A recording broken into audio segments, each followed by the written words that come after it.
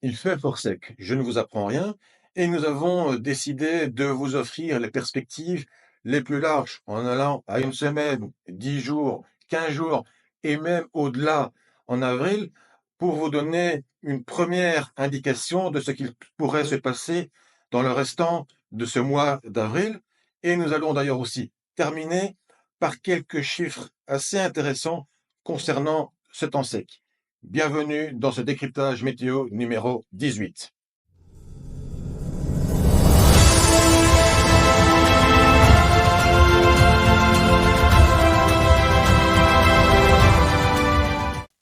Pour comprendre ce qu'il se passe, eh bien, encore une fois, comme dans le décryptage météo numéro 15, allons aux États-Unis avec cette carte publiée par les services notamment de la NOAA. On la voit ici. Donc, vous avez des carrés rouges et des carrés mauves qui représentent en fait des weather locations, donc plutôt sans doute des stations où on enregistre notamment major flood stage, donc le niveau de d'inondation majeure ou d'inondation modérée. Et donc on en a 38 en mauve et 113 en rouge, carte publiée donc ce jeudi. Et en quoi c'est important et intéressant pour nous? Eh ben, on va le voir directement. Parce que voici donc une publication sur X d'un météorologiste états-unien qui indique que pendant 3 jours de suite, il y a eu un high risk, non pas d'orages sévères, même si ces pluies étaient liées aux orages sévères, mais donc d'inondations du côté du Mid-South et de la vallée de l'Ohio. Donc là, on s'étale, c'est vraiment la vallée du Mississippi, hein. Le Mississippi se situe plus ou moins ici, vallée du Mississippi, et l'Ohio, donc s'étire effectivement jusqu'à là. Donc le Missouri, etc., l'Illinois, le Tennessee, le Kentucky, tous ces États donc des États-Unis, eh bien pendant 3 jours de suite en high risk, donc d'inondation, c'est 10 à 15 inches, des pouces, pour multiplier par 2,6, ce qui donne jusqu'à 40 centimètres, 400 millimètres, soit la moitié de ce qui tombe en général en Belgique et dans le nord de la France en un an, et ça, c'est en 3 jours. Donc, on comprend pourquoi c'est quand même assez sérieux actuellement aux États-Unis.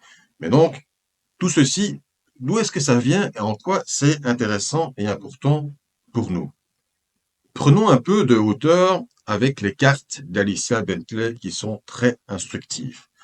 Parce que si nous regardons du côté du Mid-South et de la vallée de l'Ohio, hein, que vous avez ici, hein, vous avez la côte est du continent nord-américain, et donc ces zones-là sont donc coloriées en rouge et en gris, avec le facteur Integrated Water Vapor Transport, IVT. C'est le transport de vapeur d'eau. C'est ce qui permet de distinguer les rivières atmosphériques et les rivières classiques, fleuves, etc., comme la Loire, la Meuse, eh bien, on compte en mètres cubes par seconde. Eh bien, ici, avec la vapeur d'eau, c'est du kilo par mètre cube par seconde. Et ce qu'on peut constater, c'est qu'en fait, vous avez un anticyclone à l'est de la Floride, hein, la Floride est ici, et qui aspire d'abord sur le flanc sud et puis sur le flanc ouest, en fait, de la vapeur d'eau qui est ensuite déversée sur ces États où il y a quand même tous ces risques de major flood ou de moderate flood. Pardon. Donc on voit quand même qu'il se passe des choses assez intéressantes parce qu'on est vraiment dans des valeurs, encore une fois, très élevées. C'est pas tous les jours qu'on a du rouge et gris quand même sur les cartes d'Alicia Bentley. Cet moteur, cette réserve, ce transport de vapeur d'eau, ben, il ne vient pas de nulle part. Si vous prenez les anomalies de température d'eau de mer dans l'ouest de l'Atlantique, publiées sur le site de Tropical Tidbits, eh bien, le golfe du Mexique, il est dans le rouge. Il est, on va dire, 1,5 degré, 2 degrés au-dessus des normales. C'est donc pas rien. L'anticyclone est situé donc à l'est de la Floride et on comprend qu'autour de lui, eh bien, tout ceci est transporté. Et donc, c'est l'eau de mer qui est trop chaude, qui provoque ces orages diluviens. Maintenant, ce qui va être intéressant à voir, c'est de constater vraiment l'impact de toutes ces pluies importantes sur la météo de l'Atlantique Nord et de l'Europe.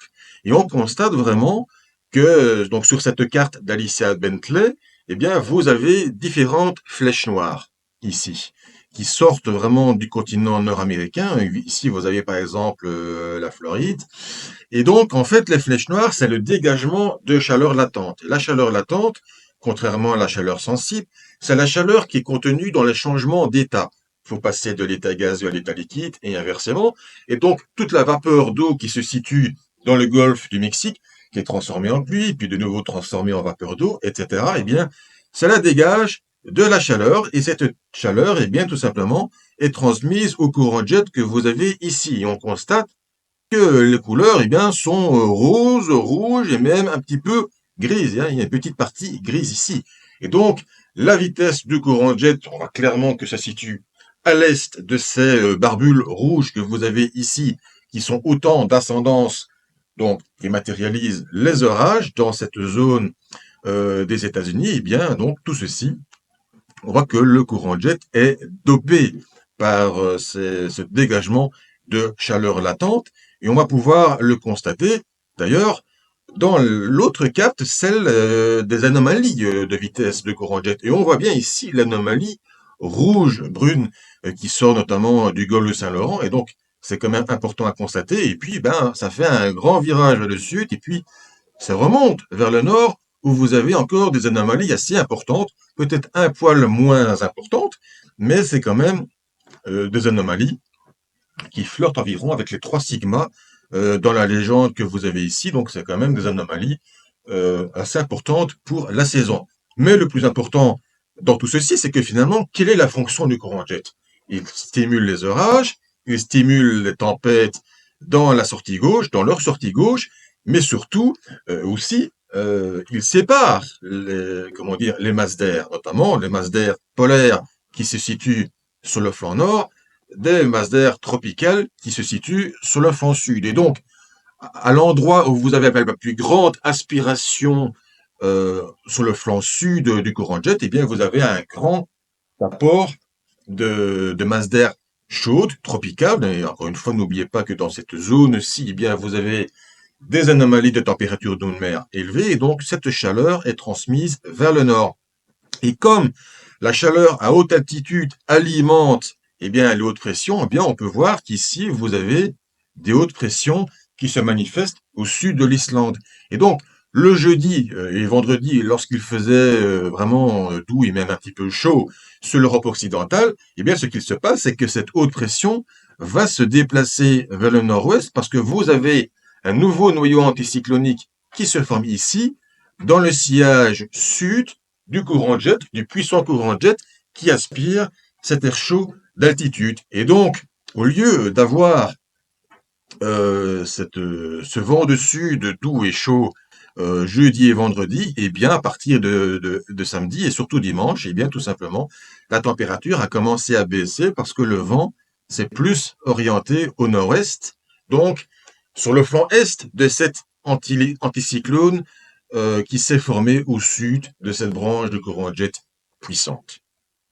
Si nous continuons notre raisonnement, eh bien, on peut encore constater que, en sortie du continent nord-américain, vous avez des anomalies de courant jet, certes un peu moins rapides, mais quand même plutôt dans le rouge-orange, donc qui ensuite descendent vers les Açores. Donc, encore une fois, on va avoir une anomalie dépressionnaire à l'ouest de la péninsule ibérique, et tout ceci remonte quoique plus faiblement, mais c'est surtout la branche de courant jet qui est vraiment du côté du Groenland et qui descend vers la Scandinavie qui est très puissante. On la voit avec des couleurs vraiment bien rouges et bien brunes. Donc on est quand même dans le haut de l'échelle de l'anomalie. Et ce qu'on va constater, oh surprise, eh bien ce sont les anomalies, cette fois-ci, de pression d'altitude.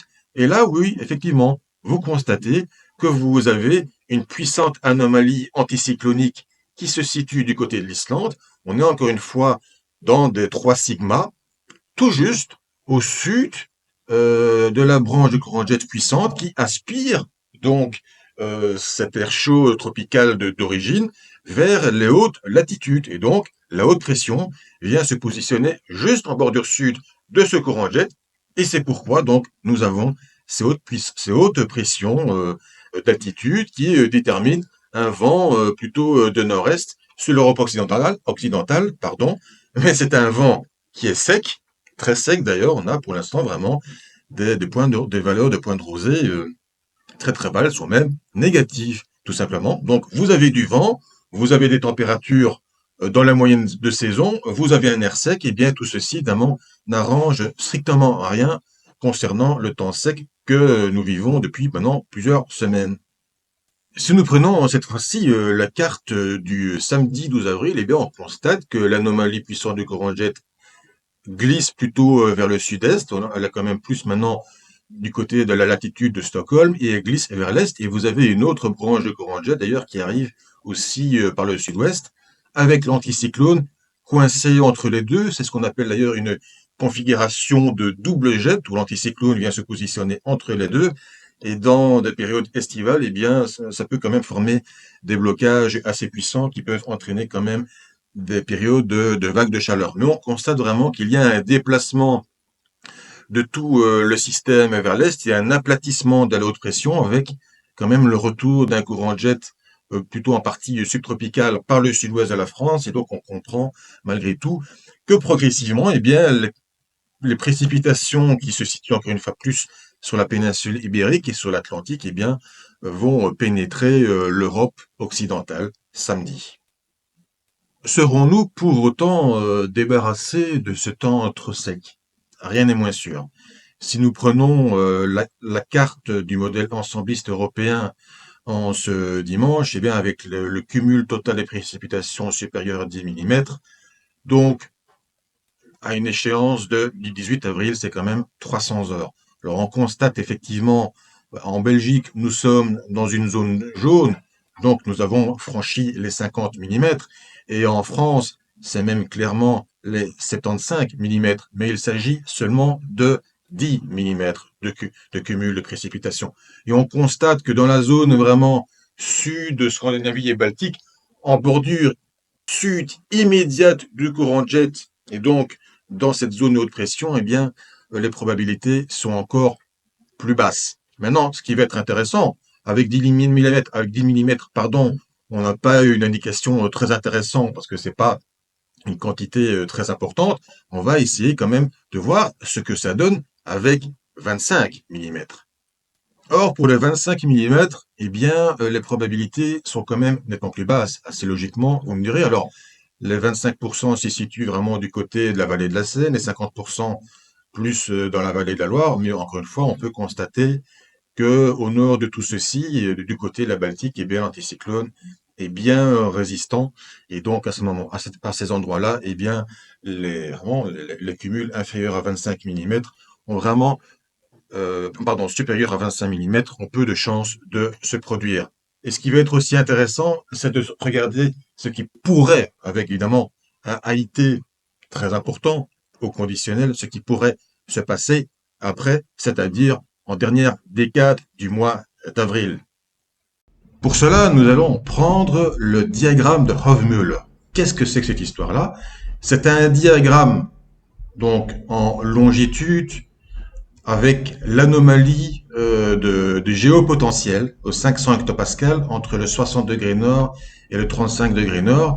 Et vous avez ici le temps qui défile, vous avez le présent et puis vous avez le futur. Et vous avez ici le méridien de Greenwich. Et qu'est-ce qui se passe? Qu'est-ce qu'on peut constater? C'est qu'effectivement, du côté du 12-13, eh bien, on a la dépression qui arrive par le sud-ouest ici, mais vous avez encore l'anticyclone qui résiste à l'est. Et ce qu'il se passe, c'est qu'après le 17-18, eh bien, on a la dépression qui disparaît. Alors évidemment, on est tellement loin dans l'échéance que les anomalies que vous avez par exemple ici sont moins prononcées. Donc c'est quand même plus flou, c'est plus lissé, mais la dépression a tendance de nouveau à disparaître. Alors on a un autre minimum qui se situe donc du côté du 24 au 28 avril, évidemment très très loin. Donc il va être intéressant de suivre tout ceci. Mais il est quand même probable que après le 18-19 avril, et bien, après la période de précipitation, il y a une possibilité qu'on revienne de nouveau à un temps plus sec. Mais ceci, c'est évidemment à prendre avec beaucoup de pincettes. Et on est encore une fois dans un gros conditionnel. Mais si cela devait se produire, eh bien, il faudrait espérer que durant la période autour du 15 avril, il pleuve quand même suffisamment pour un peu redonner du baume au cœur à la végétation. L'heure est venue de conclure, et ceci avec des chiffres qui sont quand même assez parlants. Parce que quand on parle de temps sec, eh bien évidemment, cela a un impact sur les rivières.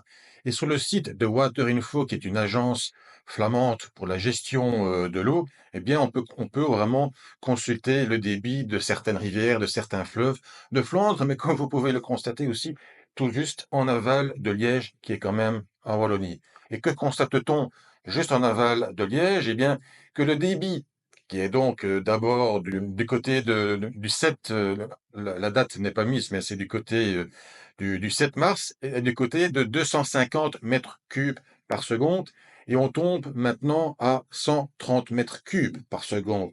Donc c'est quasiment une réduction de moitié. Si nous prenons à Mel, nous avons Zeeskelde, c'est l'Escaut en flamand, c'est quand même une rivière qui naît en France, mais comme vous le savez, qui se jette dans la mer du Nord via Anvers, eh bien, on passe tout simplement de pratiquement 55 mètres cubes par seconde à en dessous de 30 mètres cubes par seconde. Donc c'est quasiment aussi une réduction de moitié. Et si nous prenons ensuite Seine, c'est la Seine, Seine, S-E-N-N-E et pas S-E-I-N-E, comme à Paris, évidemment, au nord de Bruxelles, à Eibegen, eh bien, nous partons de 8,5 mètres cubes par seconde et nous arrivons à 6,5 mètres cubes par seconde. C'est pas une réduction de moitié, mais c'est quand même une réduction assez significative. Donc, on constate malgré tout que ce temps sec a clairement un impact sur les rivières belges, sur les rivières flamandes d'abord, mais sur les rivières belges certainement. Tout ceci nous devrait quand même mener à réflexion. La réflexion à faire, c'est que tout simplement, la nature ne ment pas. Alors, elle ne ment pas quand nous avons des inondations qui sont provoquées par un trop-plein de précipitations, mais quand il fait trop sec, la nature ne ment pas non plus avec une réduction du débit des cours d'eau. Il faudra donc surveiller cette période du 15 avril et puis surtout après ce qu'il va se passer. Est-ce qu'il pleuvra assez autour du 15 avril? Est-ce qu'il fera de nouveau fort sec à partir du 20 avril? Et puis encore après, évidemment, parce que si le printemps continue à être très sec, là pour l'instant, la première moitié du printemps, ben, elle sera vraiment pratiquement dans les records, et même peut-être tout simplement un nouveau record. Mais il faudra voir ce qui va se passer après, dans la deuxième moitié du printemps. Est-ce que la température va commencer vraiment à augmenter, donc on va avoir toujours un temps sec? Est-ce que l'été, il sera moyennement humide, ou bien est-ce qu'il sera plutôt dans le temps sec? Tout ceci va évidemment avoir des conséquences sur la végétation. En tout cas, nous aimerions avoir vos avis à ce sujet, vos commentaires, vos réflexions. Est-ce que nous exagérons de trop? Est-ce qu'il faut être un petit peu, entre guillemets, inquiet par rapport à cette situation? Eh bien, n'hésitez pas à commenter en dessous, en commentaire, et évidemment à mettre des pouces bleus si vous avez aimé cette vidéo, à vous abonner, à partager, etc., etc. Nous vous donnons donc rendez-vous la semaine prochaine pour le décryptage météo numéro 19. Salut!